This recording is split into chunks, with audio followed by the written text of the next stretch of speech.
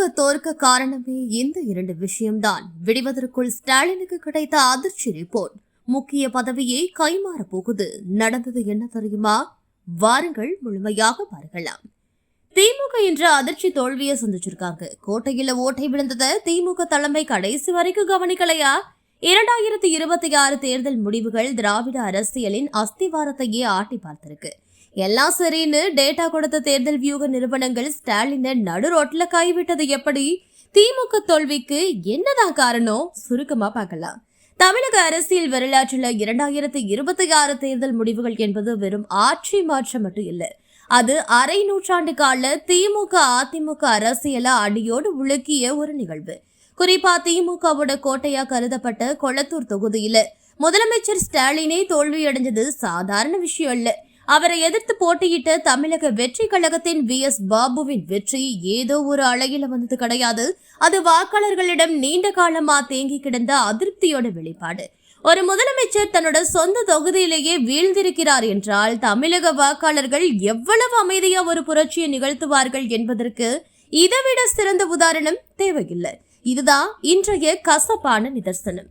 தோல்விக்கான காரணங்களை மேலோட்டமா பார்க்காம கொஞ்சம் ஆழமா பார்த்தா ஆட்சி மீதான சலிப்பு தெரியுது. கடந்த 5 ஆண்டுகள்ல அரசு போட்ட விளம்பரங்கள் எக்கச்சக்கம். ஆனால் விலைவாசி உயர்வு, வேலை வாய்ப்பின்மை போன்ற பிரச்சனைகள் தான் மக்களை திணறடிச்சிருச்சு. நாங்க எதை செய்தாலும் மக்கள் ஏற்றுக்குவாங்க என்கின்ற அதீத நம்பிக்கை தான் என்ற திமுகவை இந்த நிலைக்கு தள்ளி இருக்கிறதா தெரியுது. அதுவும் அமைச்சர்களின் மெத்தனமும் அடிமட்ட தொண்டர்களை மதிக்காத போக்கும் அந்த கட்சியின் வெற்றி வாய்ப்புகளை குழி தோண்டி புதைச்சிருச்சு. இந்த தேர்தலில் திராவிட கட்சிகளுக்கு ஒரு மிகப்பெரிய சவாலா இருந்தது இளைஞர்களின் வாக்குகள் தான். பல ஆண்டுகளா திமுக அதிமுகனே 2 கட்சிக்குள்ளேயே சுழன்றிட்டு இருந்த ஓட்டுகள் இந்த முறை விஜய் பக்கம் கச்சிதமா திரும்பி இருக்கு. சாதி மத எல்லைகளை தாண்டி ஒரு புதிய அரசியலை எதிர்பார்த்து நின்ற நகர்ப்புற வாக்காளர்களும் படித்த இளைஞர்களும் விஜயை ஒரு மாற்றமா பார்த்திருக்காங்க. இது வெறும் சினிமா கவர்ச்சி மட்டுமே கிடையாது. சென்னை, திருவள்ளூர் என திமுகவின் கோட்டைகளாக சொல்லப்பட்ட இடங்களிலேயே தாவேக்க புகுந்து விளையாடி இருக்கிறது திராவிட அரசியலின் அஸ்திவாரத்தையே ஆட்டி பார்த்திருக்கு. திமுக தலைமை செய்த மாபெரும் தவறு என்னன்னா, கள நிலவரத்தை விடவும் கார்ப்பரேட் பாணி தேர்தல் வியூக நிறுவனங்களை மட்டுமே நம்பினது. வாக்காளர்களுடைய மனநிலையை புரியாம டேட்டா மட்டும் பார்த்து போட்ட வியூகங்கள் காகிதத்துல சரியா தோன்றியிருக்கு. ஆனா தரையில் அவை எடுபடவே இல்லை. இதுதான் உண்மை.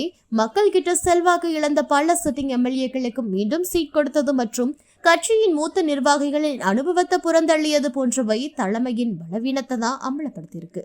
எப்படி பார்த்தாலும் இந்த 2026 தேர்தல் முடிவுகள் திமுகவுக்கு ஒரு கசப்பான மருந்து. அதிகாரம் மக்கள் தருவதுதான், ஆனா அவங்க திரும்ப பெற்றுக்கொள்ளவும் தெரியும். அதுதான் நேற்று நடந்திருக்கு. இது ஒரு பாடமா அமையட்டும். இனி வெறும் மேனேஜ்மெண்ட் அரசியல் செல்லுபடியாகாது என்பதை தமிழகம் நிரூபிச்சிருச்சு. இது வெறும் தேர்தல் முடிவு மட்டும் இல்ல, திராவிட கட்சிகளுக்கு கொடுக்கப்பட்ட ஒரு எச்சரிக்கை மணி. இனி மக்களின் உணர்வுகளுக்கு மதிப்பு கொடுக்காதவங்க யாராயிருந்தாலும் அவர்களுக்கு அரியணையில இடமில்லை. அது முதலமைச்சராயிருந்தாலும் சரி.